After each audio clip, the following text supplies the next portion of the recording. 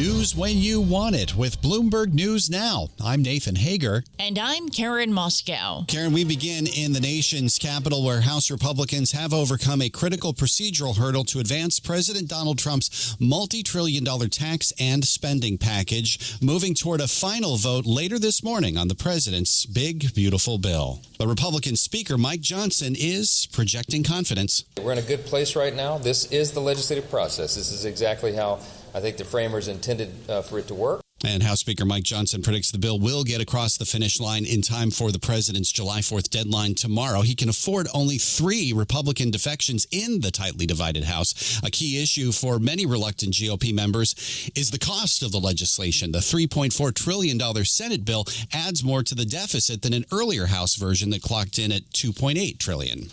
Well, Nathan, Financial Services Committee Chairman French Hill is also expressing optimism this morning. He joined Bloomberg yesterday saying cooler heads will prevail. I believe this bill is the best the two houses can produce, accomplishing both President Trump's goals as well as the goals that both conservative and more moderate Republicans have in the House. As French Hill rallies Republican support, there won't be a single vote from Democrats. Florida Representative Debbie Wasserman Schultz also spoke earlier with Bloomberg. If they wanted to extend those tax cuts to the wealthiest, most fortunate Americans, be my guest, but don't skew the tax breaks so disproportionately to people who are already successful and leave the middle class out. Democratic Representative Debbie Wasserman Schultz says expiring tax cuts should be dealt in separate legislation. We turn now, Nathan, to the closely followed verdict of Sean Diddy Combs. The judge has denied bail for the music executive after a mixed verdict cleared him of the top charges in a sex crimes case. Bloomberg's Michael Barr joins us live with the latest from New York. Good morning, Michael. Good morning, Karen. The rap music mogul was convicted of federal prostitution-related offenses, but acquitted of sex trafficking and racketeering charges. The jury cleared him of charges that could have put him behind bars for life. Defense attorney Mark Agnifilio. We had a wonderful jury. They listened to every word, and they got the situation right, or certainly right enough.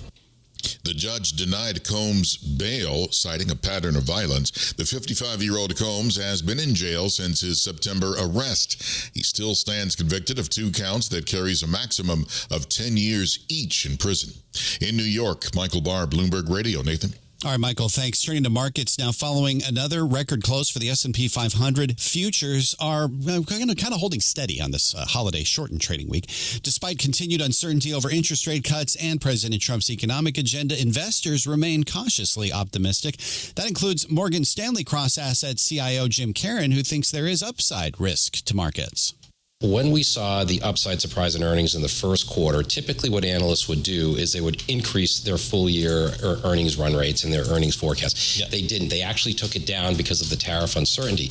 There's still a lot of uncertainty relative to the pricing and earnings going forward. We think that earnings are underestimated. That's the upside risk that I believe is underappreciated by markets. Jim Caron of Morgan Stanley adds that he thinks the economy will muddle through tariff uncertainty without a recession. And that's news when you want it with Bloomberg News Now. I'm Karen Moskow. I'm Nathan Hager, and this is Bloomberg.